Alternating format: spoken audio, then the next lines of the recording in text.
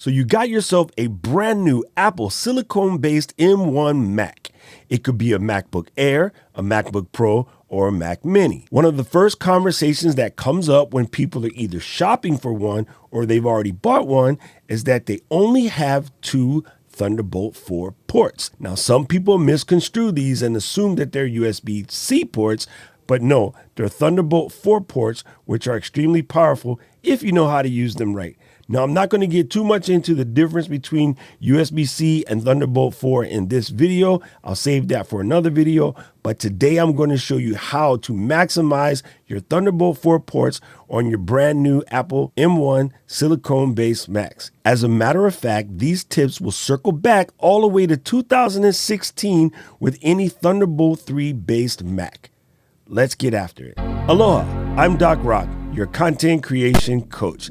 Today I'm going to talk to you about how to maximize the potential of any Mac from 2016 up to the brand new Apple M1 silicone-based Macs. Now, most people don't understand the ports on the side, although they look like USB-C ports, are actually Thunderbolt ports. Whether they're Thunderbolt 3 or Thunderbolt 4, these tips will work. The items I'm going to show you today are Thunderbolt 4 hubs. Yes, not docks, hubs.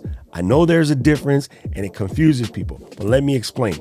A Thunderbolt 4 dock, different from a Thunderbolt 4 hub, will normally have one Thunderbolt port to plug to the machine. Let's call that the communication port or the master link, and there'll be one extra that you can use to plug in a Thunderbolt device.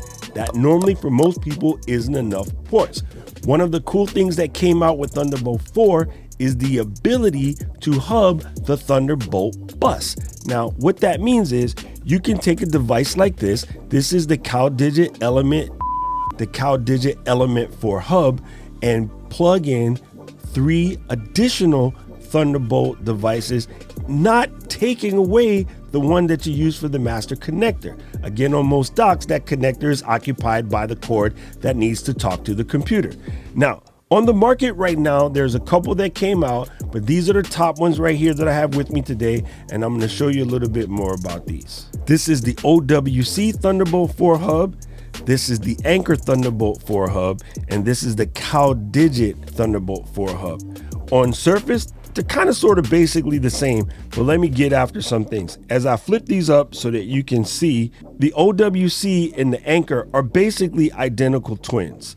The ports almost exactly line up. This one does have a power button, whereas the OWC does not. The OWC put in a Kensington lock just so no one steals your hub. You'll also find that the power supply is basically in the same spot. And as we flip these bad boys around, looking at the front, you can tell these are probably the exact same hub. Again, there's a super speed 10 gigabyte per second USB 3.2 Gen 2 jack in the front, and this is your master connector. You can always tell the master connector because on the front there'll be a little computer plus the Thunderbolt there. Now, adding the CalDigit to the mix, again, you can see on the surface they're kind of sort of the same. The master motherboard is probably identical across the board, and each manufacturer asks for a little bit of customization to make theirs stand out in the crowd.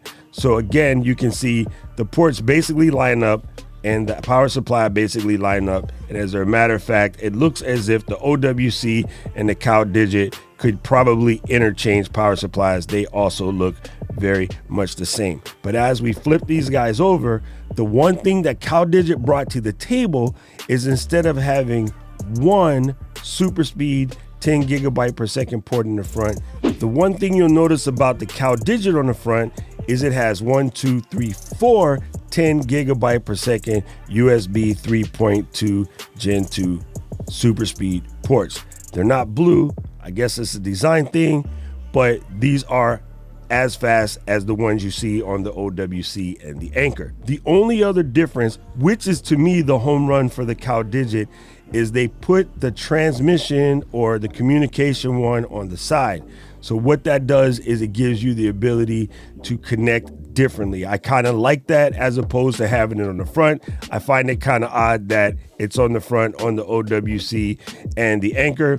It's not a deal breaker, but it is something to be aware of. So as I match these guys up, you'll see that they're all roughly the same size.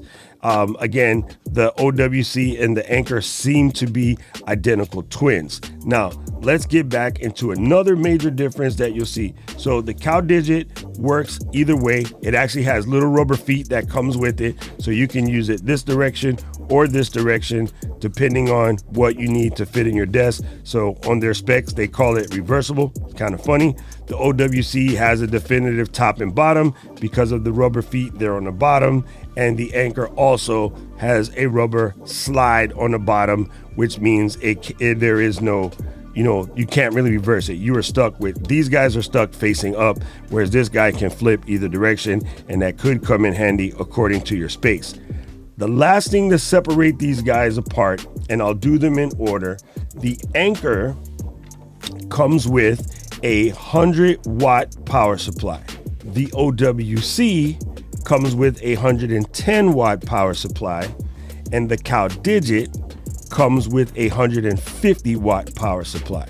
The reason why the power supply voltage kind of makes a big difference to you is at 150 watts, you are less likely to have issues where your USB bus runs out of power. So if I had to rank these in order as to what I would buy, I would probably buy in third place the Anchor.